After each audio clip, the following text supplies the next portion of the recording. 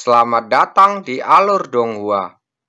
Kali ini Mimin akan menceritakan novel Again the Good. Sebelum melanjutkan, jangan lupa like, komen, share, dan subscribe ya, biar Mimin tambah semangat. Melanjutkan chapter sebelumnya, pelatihan si kembar bulan bintang untuk menerobos ranah telah runtuh sebelum mereka benar-benar memulai. Dengan Tuan Tian Kang di sisinya, Yunce tidak berani terlalu dekat. Dia berjalan keluar dari bayang-bayang, lalu tersenyum tipis perlahan muncul di wajahnya. "Mengapa kamu melakukan semua ini?" tanya Liso pelan. Yunce membubarkan debu jurang di tubuhnya, dan auranya kembali seperti seorang praktisi mendalam biasa. "Saya hanya menciptakan kesempatan bagi salah satu dari mereka untuk datang ke lautan kabut sendirian." "Sendirian?" tanya Liso pelan. Menurut pemahamannya tentang putra dewa, tidak mungkin datang sendirian ke lautan kabut. Sebagai orang yang membawa masa depan kerajaan dewa, keselamatannya mengalahkan segalanya. Putra dewa ada di luar, tidak bisa sendirian, apalagi di lautan kabut. Dia akan melakukannya, Yunce berkata dengan sangat yakin. Dengan waktu yang diperlukan bagi mereka untuk kembali ke kerajaan dewa bintang bulan dari sini. Erosi debu jurang yang aku tanamakan cukup untuk menembus jauh ke dalam pembuluh darah yang dalam. Pada saat itu, bahkan dua dewa besar bintang bulan bahkan tidak akan bisa menghilangkan erosi debu jurang dengan sempurna tanpa harus merusak pembuluh darah yang dalam. "Maksudmu?" Liso sepertinya menyadari sesuatu. Memaksanya datang ke lautan kabut untuk mencari kaisar kabut yang legendaris, yang dapat menghilangkan erosi debu dengan sempurna. "Betul?" Namun, jawab Yunce masih belum membuat Liso yakin. Dia berpikir sejenak lalu berkata dengan lembut, "Kaisar kabut masih terlalu misterius dan awam di mata dunia. Pemahaman mereka hanyalah konflik antara kaisar kabut dan tanah suci. Bagaimanapun juga, penghinaan dan fitnahmu terhadap tanah suci dan kaisar Yuan hari itu seharusnya sudah diketahui seluruh dunia sekarang. Dan 6 kerajaan dewa utama ada karena kaisar Yuan, dan mereka dapat diwariskan menjadi kekuatan dewa yang dianugerahkan oleh kaisar Yuan. Meskipun erosi debu jurang yang diderita oleh putra dewa bintang bisa merusak pembuluh darah yang dalam, dengan kekuatan dua dewa sejati, meskipun bisa merusak pembuluh darah yang dalam, tapi seharusnya tidak secara permanen. Jadi, menurutku putra dewa dari kerajaan dewa tidak akan membuat pilihan untuk mengkhianati tanah suci karena ini. Selain itu, mencari kaisar kabut adalah hal misterius." Yunce perlahan tersenyum dan berkata ringan, "Jika itu putra dewa kerajaan lain, mungkin kata-katamu sepenuhnya benar. Tapi untuk kerajaan dewa bintang bulan." Liso sepertinya masih belum paham. "Izinkan aku bertanya padamu." Pertanyaannya ada 3 pilihan. Seseorang tidak dapat menerima dalam keadaan yang mana. Pertama, seorang yang lebih baik darinya tiba-tiba mencapai ketinggian yang tidak dapat ia capai. Kedua, seorang yang selalu setara dengan dirinya secara bertahap melampaui dirinya. Ketiga, seseorang yang awalnya lebih rendah darinya secara bertahap menjadi lebih tinggi dari dirinya sendiri. Ketika Liso langsung menjawab setelah Yunce selesai berbicara. Jawaban yang sangat manusiawi. Yunce berlanjutkan, "Tetapi untuk Santing dan Qian Yue, jawabannya adalah yang kedua." "Mengapa?" Yunce melihat ke depan, dan tatapannya terlihat rumit muncul di matanya.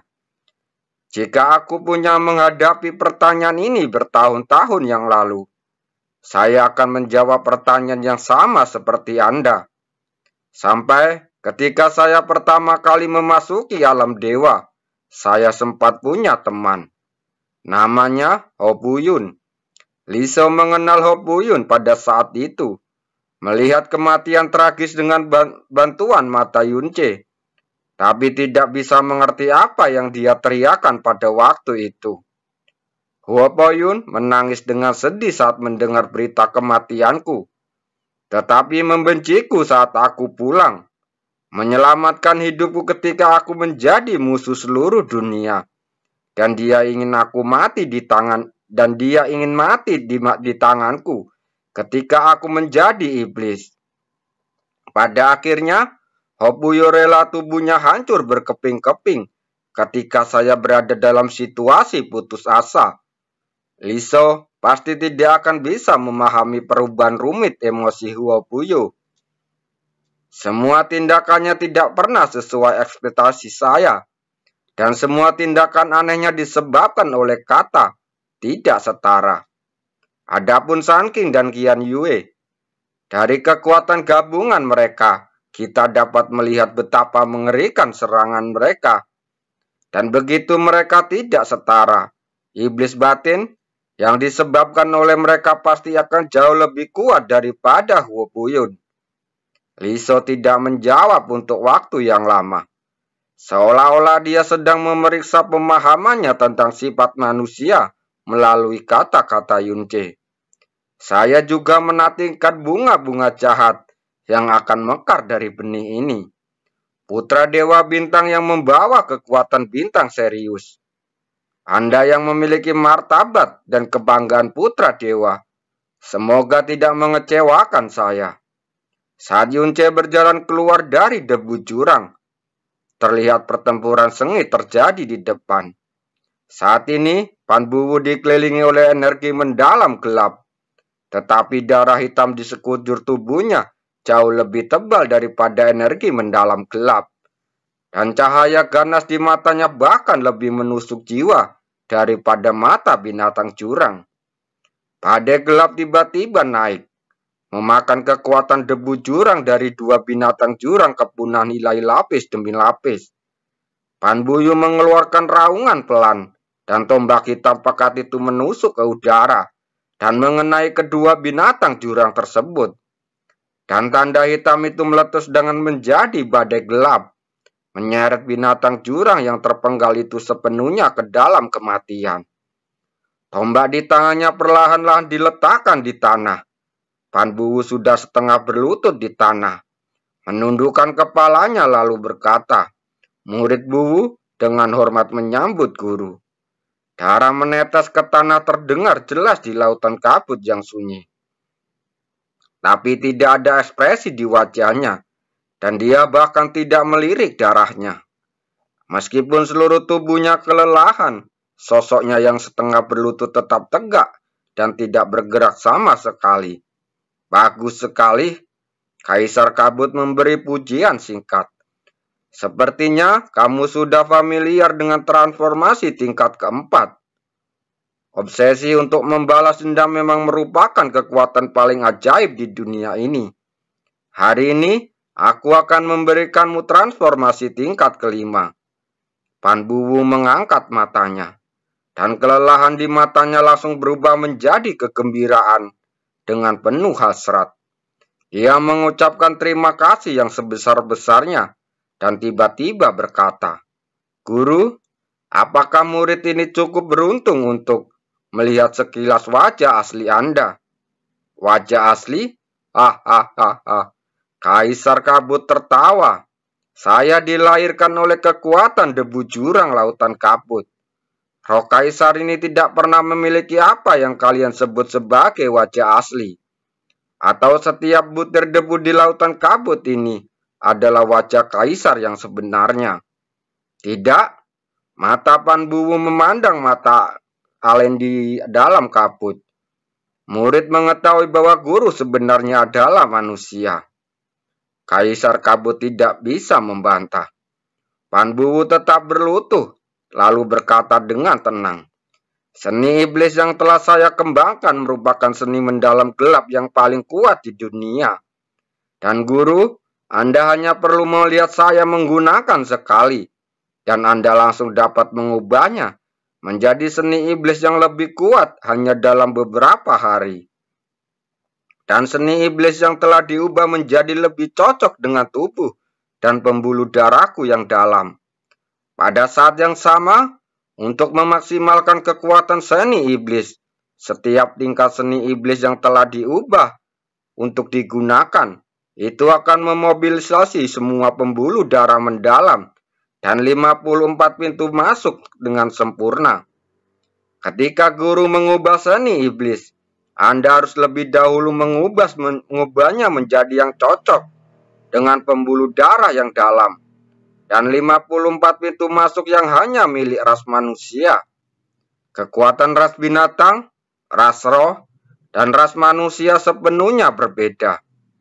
Jika guru tidak memiliki 54 pintu masuk, bagaimana mungkin guru bisa mengubah keterampilan seni iblis setiap tingkatannya menjadi sangat cocok dengan gerbang misterius ke-54? Yunce diam-diam menarik nafas. Sial, bocah sialan ini ternyata bisa mengetahui hanya dengan cara ini. Untuk beberapa alasan, dia sangat ingin membunuh untuk membungkam dia. Hahaha, Kaisar kembali tertawa. Dia tidak menyangka, tapi suaranya serak tiba-tiba menjadi beberapa kali lebih dingin. Pan Bu, kamu lebih pintar dari yang kukira. Tapi karena kamu sangat pintar, kamu harusnya tahu kapan kamu harus berpura-pura menjadi bodoh. Dalam keadaan linglung, dia teringat hal yang sama yang dikatakan gurunya kepadanya. Murid secara alami mengetahuinya. Di hadapan pada rasa dingin yang tiba-tiba, Pan Bu tidak takut, tetapi mengangkat kepalanya lalu menatap mata Kaisar Kabut. Tanpa penyelamatan guru, bahkan jika aku belum mati sekarang, aku tidak akan berbeda dengan mayat hidup. Ibuku pernah berkata bahwa seorang laki-laki, kamu tidak boleh mengkhianati atau tidak berterima kasih. Guru telah menyelamatkan dan menciptakan saya terlahir kembali. Kebaikan besar guru sama dengan kebaikan orang tua kandungku. Bagaimana murid bisa berbohong di depan gurunya? Di hadapan binatang jurang, saat menghadapi kegelapan, matanya penuh dengan kematian. Tetapi ketika menghadapi Kaisar Kabut, matanya sejernih manusia. Jernih, hampir tanpa kotoran. Ia memang orang yang tulus. Jika tidak, ia tidak akan melakukan ini demi ibu dan kekasihnya. Dia berkata dengan tulus. Murid itu benar-benar ingin tahu orang seperti apa gurunya yang telah menunjukkan kebaikan dan bimbingan kepadanya. Ini adalah keinginan terbesar murid selain balas dendam. Dia yang ingin tahu identitas asli Kaisar Kabut.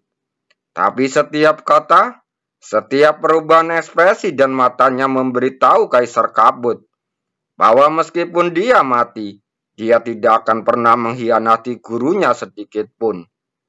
Angin dingin berhembus membawa bau darah yang menyengat. Kaisar Kabut menjawab, kamu akan tahu, dan saat itu kamu mungkin sudah menyelesaikan balas dendammu. Kaisar ini akan memaafkanmu kali ini. Jangan mengatakan hal yang sama lagi. Jangan lupa apa yang paling harus kamu lakukan. Pan Bu menundukkan kepalanya, lalu menjawab tanpa membantah. Ya, dia perlahan berdiri dari tanah, dan tombak kembali ke tangannya, bersinar dengan cahaya hitam. Dia dipenuhi bekas luka dan noda darah, tetapi dia tidak ingin beristirahat sama sekali. Sebaliknya, dia menatap Kaisar Kabut dengan mata membara. Tolong ajarin aku, guru. Waktu terus berjalan. di bawah gelombang warna hitam seperti air pasang, menyentuh perlahan-lahan perubahan kehidupan, merangsang pertumbuhan, menyebabkan bekas luka, membersihkan hati dan jiwa. Tapi itu semua menyiksa bagi putra Dewa Bintang. Telapak tangan saking sekali lagi mencekram jantungnya. 6 bulan telah berlalu. Dan kini saat energi mendalamnya bekerja, rasa sakit yang parah akibat erosi debu jurang masih menusuk hati seperti biasanya. Yang lebih menakutkan daripada rasa sakit adalah terhambatnya penggerakan energi mendalamnya dan kemajuan energi yang hampir terhenti total. Hari ini, sebuah berita menarik menyebar ke seluruh kerajaan Dewa Bintang Bulan. Xian Yue, putra Dewa Bulan, berhasil menerobos kerana kepunahan ilahi tingkat keempat pagi ini. Setiap terobosan yang dilakukan oleh putra Dewa Bulan Bintang adalah peristiwa besar yang pasti akan mengejutkan seluruh kerajaan Dewa Bintang Bulan. Namun kali ini sangat berbeda dengan masa lalu. Karena kali ini bukan kedua putra dewa yang selalu menerobos bersamaan, melainkan hanya terobosan putra Dewa Bulan. Ketika berita itu datang, saking tersenyum kecut dan jari-jarinya berlumuran darah, dia tiba di kuil bintang, tempat Dewa Bintang berada, tetapi hanya bertemu dengan Raja Bintang Tiangang yang baru saja keluar. Dia bisa melihat sekilas pikiran Sangking dan menghela nafas. Jika kamu ingin dewa menghapus erosi debu jurang untukmu, aku tidak akan menghentikanmu. Tapi jika kamu masih memiliki ilusi, sebaiknya kamu tidak mengganggu dewa. Itu sudah setengah tahun. Dan ini waktunya bagi Anda untuk menyadari kenyataan. Kenyataan? Sangking menggertakkan giginya. Dewa itu sangat kuat. Pasti ada jalan. Dia pasti akan. Raja Bintang Tiangang memandangnya lalu berkata, Yang Mulia telah beberapa kali mengirim pesan untuk pendeta agung. Dan secara pribadi ke Tanah Suci untuk mewakili Anda. Dan Anda sudah mengetahui hasilnya. Kekuatan dewa tidak terbatas, tetapi jika menyangkut erosi debu jurang yang menyerang pembuluh darah yang dalam, tidak ada yang bisa menyelesaikannya. Dia mengulurkan tangannya dan menepuk bahu Sangking. Untuk menyegel erosi debu jurang, Yang Mulia telah menghabiskan banyak upaya dan kristal jurang. Untuk mencegah erosi debu jurang semakin memburuk selama setengah tahun ini. Jika Anda terus menundanya seperti ini, tetap tidak mungkin mendapatkan perubahan yang seperti Anda inginkan. Dan itu hanya akan terus menghabiskan sumber daya yang tidak perlu. Anda harus tahu bahwa karena masalah ini, banyak Raja Bintang dan pejabat bintang yang tidak puas dengan Anda. Bibir Sangking sedikit bergetar, dan dia segera menundukkan kepalanya. Tidak ingin membiarkan siapapun melihat bahwa dia kehilangan kendali atas pikirannya. Raja Bintang Tiangang terus membujuk. Menghapus ekor seseorang untuk bertahan hidup bukanlah tindakan pengecut, tetapi tindakan tidak keberdayaan yang diperlukan.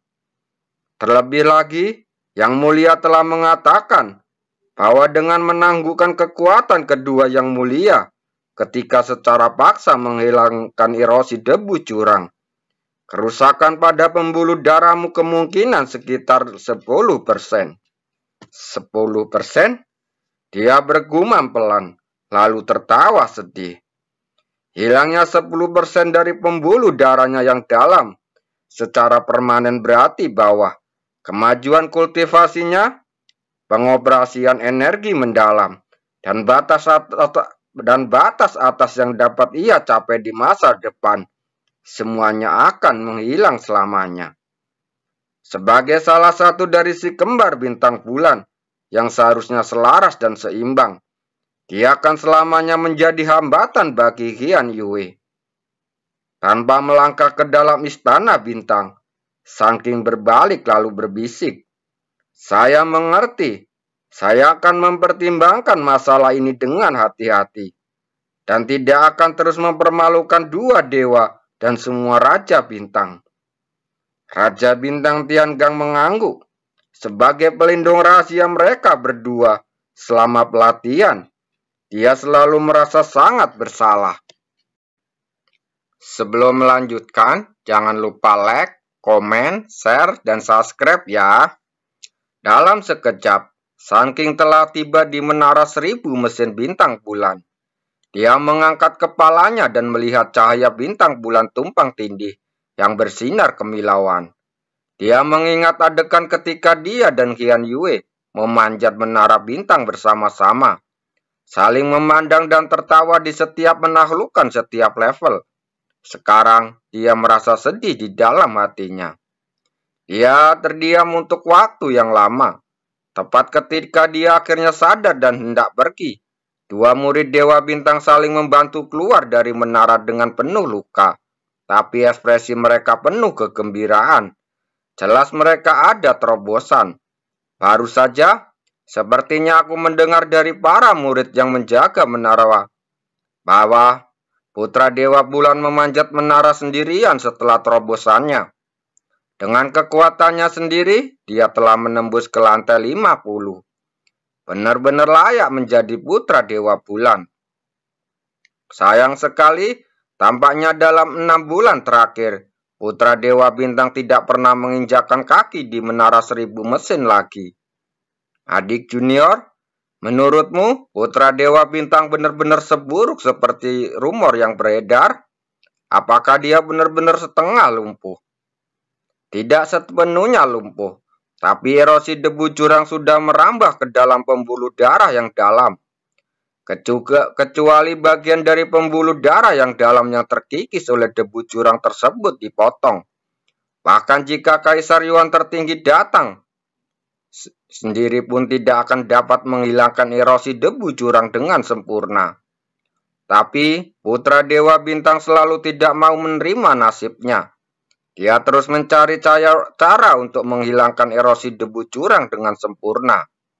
Sebenarnya, menurut saudara-saudara dari pihak Dewa Bulan, rasa sakit Putra Dewa Bulan tidak kalah menyakitkan dengan rasa sakit yang dialami oleh Putra Dewa Bintang. Sebenarnya, Putra Dewa Bulan ini menerobos 3 bulan yang lalu, namun dia telah menekan karena takut membuat Putra Dewa Bintang bertambah sedih. Sampai energi mendalamnya meluap, hampir dia kehilangan kendali. Jadi dia harus terpaksa menerobos. Sun King yang mendengarkan itu, dia perlahan mengepalkan telapak tangannya. Putra Dewa Bintang dan Putra Dewa Bulan tumbuh bersama dan menjadi putra dewa bersama. Meskipun mereka bukan saudara sedarah, emosi mendalam mereka berada di luar imajinasi semua orang. Sekarang, tampaknya setelah benar-benar putus asa, Putra Dewa Bintang akhirnya akan memilih untuk memotong beberapa bagian pembuluh darah mendalamnya. Dan Putra Dewa Bulan pasti akan memperlambat kemajuan kultivasinya. Jika hanya itu, semuanya akan baik-baik saja. Tetapi jika Putra Dewa Bintang dengan pembuluh darah yang dalam, yang tidak lengkap menjadi dewa di masa depan, bukankah itu menjadi dewa sejati yang cacat? Selain itu, pewaris kekuatan Dewa Bintang dan Bulan harus dilakukan secara bersama, dan penerima warisan harus mencapai kesesuaian yang cocok. Dengan pembuluh darah Putra Dewa Bintang yang tidak lengkap, bahkan jika Putra Dewa Bulan sengaja menahan kultivasinya yang setingkat dengannya, apakah itu masih bisa dibilang pasangan yang sempurna? Kedua orang itu terus berbicara dengan keraguan dan kekhawatirannya, dan kata-kata mereka tidak diragukan lagi mewakili sebagian besar perasaan kerajaan Dewa Bintang Bulan, bahwa mereka tidak berani mengungkapkan secara terbuka. Omong-omong, suara itu tiba-tiba menjadi lebih pelan, dan berbicaraan itu juga melihat sekeliling dengan waspada. Saya mendengar dari paman saya bahwa ada keturunan Dewa Bintang di utara, melahirkan seorang bayi laki-laki dengan esensi Dewa 8 poin bawaan. Itu baru 6 hari yang lalu. Apa? Tunggu. Jika ini benar, mengapa tidak ada berita? Karena Dewa Bintang Surgawi mengatakan bahwa masalah ini harus dirahasiakan. Kenapa aku bisa tahu? Karena kebetulan pamanku berada di sana saat anak itu lahir. Karena Dewa Bintang Surgawi meminta agar masalah ini dirahasiakan, yang berarti dia pergi sendiri untuk menemui bayi laki-laki itu. Jadi pamanku berkata bahwa keturunan Dewa Bintang mungkin bisa berubah. Jadi aku harus memperhatikan masalah ini dalam waktu dekat. Aku baru saja memberitahumu bahwa sebaiknya kamu. Suaranya tiba-tiba melembut. Karena mereka merasakan hawa dingin yang tiba-tiba mendekat dari belakang. Keduanya menoleh pada saat yang sama, lalu menatap mata dingin Qian Yue karena terkejut. Putra Dewa Bulan Yue. Tubuh kedua pria itu menegang. Jantung mereka berdebar kencang. Bayangan Qian Yue melintas di langit, dalam sekejap berdiri di depan mereka berdua. Tapi matanya sedingin pedang yang menusuk hati. Dengar, aku tidak peduli apa yang kamu baru saja katakan. Itu benar atau salah. Ingat satu hal ini. Selama aku, Qian Yue, masih menjadi putra Dewa Bulan, putra Dewa Bintang hanya bisa menjadi milik Sun King. Bahkan, jika ada putra Dewa Bintang yang baru, yang esensi dewanya sempurna, aku, Qian Yue, tidak akan mengakuinya.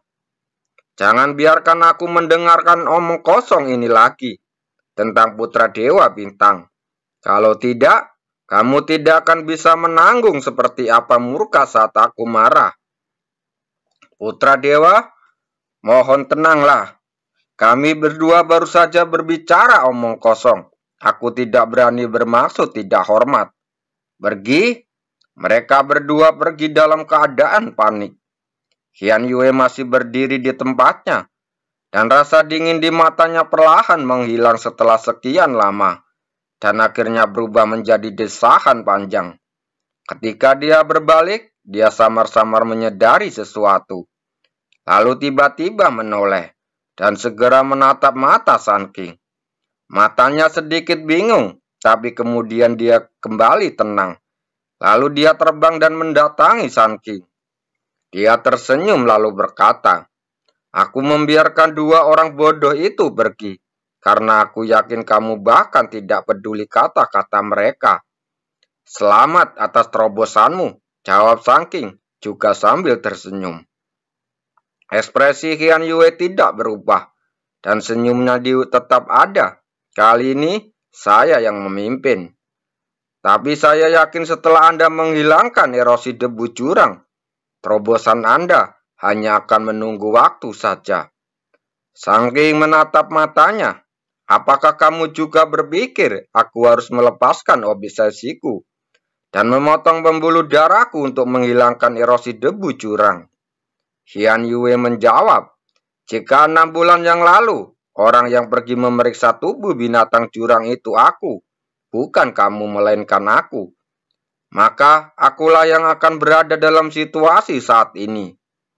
Jadi, jika aku memilih menghilangkan erosi debu jurang dengan memotong pembuluh darah secara permanen, apakah kamu akan menyerah padaku?" Saking sedikit tergerak, dan dia berkata tanpa ragu-ragu, "Tidak. Kalau begitu, apakah kamu mau menunggu kemajuanmu sendiri hanya demi menunggu seorang beban sepertiku?" "Ya, pasti mau." "Kalau begitu, apakah kamu akan membenciku karena hal ini?" "Tidak." Jadi, senyuman Qian Yue berkembang sangat riang. "Apa yang membuatmu khawatir, ragu, dan bimbang?" Kecocokan di antara kita bukan hanya sebatas kultivasi, aura, dan postur tubuh, tetapi juga berkah dan yang lainnya. Kita akan bertahan hidup selamanya, berbagi suka dan duka. Dia meraih pergelangan tangan Sun-King, lalu mengucapkan setiap kata dari hati dan jiwanya. Bencana ini hanyalah ujian pertama yang sedikit lebih besar yang kita alami bersama.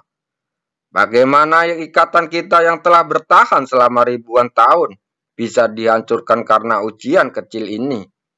Selain itu, aku sudah memikirkannya. Jika pembuluh darahmu yang dalam rusak, dan kita tidak dapat mencapai kesesuaian atau kecocokan yang sama seperti sebelumnya, dan tidak bisa menjadi si kembar bintang bulan seperti dulu, maka aku akan memilih untuk merusak pembuluh darah yang dalam milikku, sampai aku bisa setara kembali denganmu. Saya percaya jika itu Anda akan membuat pilihan yang sama. Melihat Qian Yue dengan jelas bertekad dan rela mengorbankan dirinya, tetapi juga terus-menerus mengubah posisi karena takut melukai martabatnya. Sun-King merasakan kehangatan di hatinya, tapi itu juga membuatnya merasa ketidaknyamanan yang tak terbayangkan di dalam hatinya. Sun-King akhirnya tertawa. Qian Yue, kita sudah saling kenal selama ribuan tahun. Kamu masih meremehkanku hanya karena erosi debu jurang belaka. Bahkan jika itu harus memotongnya, itu hanya akan merusak paling banyak 10% dari pembuluh darahku. Apakah kamu pikir itu layak untuk menghancurkan semangatku? Lalu dia meraih pergelangan tangan Qian Yue dan meremasnya dengan kuat. Setelah dia turun, dia melepaskan tangan Qian Yue lalu berbalik. Hanya saja, selalu ada orang yang memiliki ilusi sendiri dan selalu merasa bahwa mereka mungkin dapat melakukan hal-hal yang tak dapat dilakukan orang lain. Jadi, beri saya waktu 3 bulan lagi. Jika dalam 3 bulan saya masih belum menemukan cara untuk menghilangkan erosi debu jurang dengan sempurna, saya akan memotong pembuluh darahku untuk menghilangkan erosi debu jurang.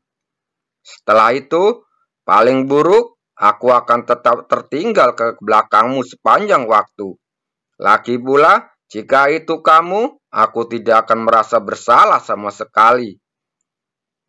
Oke, jawab Qian Yue sambil tersenyum, lalu dia pun pergi.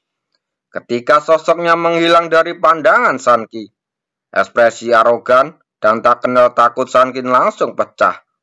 Dia berbalik dengan tajam. Giginya gemetar saat dia mengantupkan giginya dengan erat. Aku bisa menjadi cacat, tapi bagaimana aku bisa menjadi beban bagimu? Saat ini ada lautan kabut tak berujung. Tanpa memberitahu siapapun, dia mencoba yang terbaik untuk menghindari kehadiran orang lain dan melangkah keluar dari kerajaan dewa sendirian. Saya perlu sendirian untuk menenangkan pikiran. Jangan pernah ikuti saya lagi. Di luar kerajaan dewa, dia berbicara ke awan. Sosok yang selama ini menjaganya tidak pernah mau pergi. Dia tersenyum dingin. Apa? Melihat betapa aku tertekannya, kamu bahkan tidak mendengarkanku? Sosok dalam kegelapan menghela nafas dan tidak punya pilihan selain mundur. Namun, beberapa jam telah berlalu, beberapa hari telah berlalu, dan dia masih tidak melihat kembalinya Sun-King. Saat dia mencoba mencari, dia tidak lagi menemukan aura Sun-King di dunia yang luas ini. Lautan kabut kelabu penuh dengan bau kematian. Ini adalah pertama kalinya Sun-King memasuki lautan kabut sendirian. Dan ini juga pertama kalinya dalam hidupnya dia menyimpang dari biasanya. Hanya untuk secerah harapan itu, satu-satunya harapan. Dia menghindari praktisi mendalam dan binatang jurang. Akhirnya, dia sampai di tempat di mana dia terjebak dalam mimpi buruk setengah tahun yang lalu. Pemandangan hari itu datang kepadanya seperti mimpi buruk. Dia menggertakkan gigi dan terus melangkah lebih dalam. Saat ketebalan debu jurang terus meningkat, aura praktisi mendalam yang bisa dirasakan menjadi semakin berkurang. Hingga tidak ada lagi praktisi lain dalam jangkauan indera spiritualnya. Dia berhenti, dadanya naik turun. Dan akhirnya mengeluarkan raungan gemetar. Putra Dewa Bintang Bulan Sanki, tolong, ingin bertemu Kaisar Kabut. Dia tahu bahwa setiap hari banyak orang yang menderita erosi debu jurang, memohon kepada Kaisar Kabut di lautan kabut, tapi harapannya sangat tipis. Dia juga mendengar bahwa Kaisar Kabut ada di mana-mana di lautan kabut, dan setiap butir debu adalah telinga dan matanya. Oleh karena itu, dia meneriakkan nama putra dewanya. Jika Kaisar Kabut benar-benar ada di mana-mana di lautan kabut, setidaknya itu adalah identitas yang cukup istimewa untuk menarik perhatian Kaisar Kabut. Namun, teriakannya yang tidak memanggil kedatangan Kaisar Kabut, melainkan mengejutkan sejumlah besar binatang jurang. Raungan terus-menerus datang dari dalam kabut jurang. Alis Sankin langsung tenggelam. Pedang berat muncul di tangannya, dan kekuatan Dewa Bintang langsung mengalir ke seluruh tubuhnya. Namun, saat binatang jurang menerkam dengan aura yang menakutkan, rasa dingin di matanya tiba-tiba berubah menjadi ketakutan. Binatang jurang ranah kepunahan ilahi, tingkat kelima, dan jumlahnya ada 3. Dia mengayunkan pedang beratnya dan lolongan serigala surgawi yang marah. Tetapi itu juga menggerakkan erosi debu jurang yang tersegel di pembuluh darahnya yang dalam, menyebabkan rasa sakit yang luar biasa menyerang sarafnya, dan penyumbatan energi mendalam mengubah kekuatan pedangnya, membuatnya benar-benar tidak beruntung. Sebelum bisa melancarkan serangan pedang serigala surgawi, pedang berat itu telah terlempar, dan cakar binatang yang berkilau merobek ke kekuatan Dewa Bintangnya, lalu merobek ke arah dadanya. Kekuatan bintang jurang meletus secara brutal di tubuhnya. Sun King menggunakan bayangan patah Dewa Bintang untuk melarikan diri. Namun, sebelum dia bisa berdiri, 2 binatang jurang lainnya telah menerkam bersama, dan cakar mereka yang saling bertautan membuat 8 bekas cakar di tubuhnya. Darah menyembur dari mulutnya. Lalu dia mengeluarkan raungan yang keras, dan bayangan serigala surgawi di tubuhnya juga mengeluarkan raungan yang dahsyat. Dan pedang kelima dari serigala surgawi dan cakar serigala surgawi datang lurus ke depan dengan kekuatan yang menakutkan. Semburan kekuatan serigala surgawi mengoyak kekuatan jurang yang terlalu kuat. Dan kedua binatang juga jurang ranah kepunahan ilahi itu sedikit terdorong ke belakang. Tapi, lengan dan dada Sangkin meninggalkan luka dalam yang hingga terlihat tulangnya. Sehingga dia tidak bisa lagi menahan kekuatan binatang jurang ketiga. Dan cakar binatang jurang mengenai jantungnya. Pedang berat itu lalu terlempar dari tangannya, dan tubuhnya berlumuran darah. Bahkan dalam kondisi puncaknya, tanpa terkena erosi debu jurang, dia bahkan tidak bisa melawan salah satunya, apalagi langsung bertiga. Sebelum tubuhnya jatuh, ia tersapu ke dalam badai jurang. Kekuatan penghancur muri dari debu jurang menimpanya tanpa ampun, menjadikan putra dewa seperti daun mati yang kehilangan cabangnya. Dalam keadaan dihancurkan oleh badai jurang, tubuhnya dipenuhi bekas luka dan darah bertebaran di mana-mana. Dia terjatuh dengan keras ke tanah. Ketika dia secara tidak sadar ingin bangun, dia menyadari bahwa kakinya patah. Tubuh bagian atas yang diangkat dengan susah payah tiba-tiba dicepit oleh cakar binatang jurang yang berlari ke arahnya. Lalu kepalanya menghantam ke tanah dengan keras, membuat organ dalamnya hancur sedikit demi sedikit karena kekuatan yang luar biasa. Pupil mata saking melebar, menolak menerima nasibnya, tetapi dia terluka terlalu parah, dan cahaya bintang di pupilnya dengan cepat kehilangan warna. Perlahan-lahan menjadi abu-abu seperti lautan kabut. Bagaimana aku bisa mati di sini? Dia mencoba yang terbaik untuk berjuang, tetapi kesadarannya menghilang sedikit demi sedikit dan kemudian menjadi kosong. Pada saat kesadarannya benar-benar sunyi, 3 binatang jurang yang ganas itu tiba-tiba berhenti menyerang, lalu perlahan mundur, menjadi sunyi di saat yang bersamaan. Dalam kegelapan, bayangan yang terbungkus debu jurang tebal perlahan berjalan keluar, lalu berdiri di depan Sun King. Dia mengangkat tangannya, dan debu jurang di sekitarnya dengan cepat mengembun di telapak tangannya, seolah tersapu badai, hingga mengembun menjadi garis hitam kecil panjang. Selamat datang di lautan kabut, yang mulia putra dewa hantu jurang. Saat dia berkata dengan lembut, garis hitam panjang itu dengan kejam dimasukkan ke dalam alis Sun King. Terima kasih.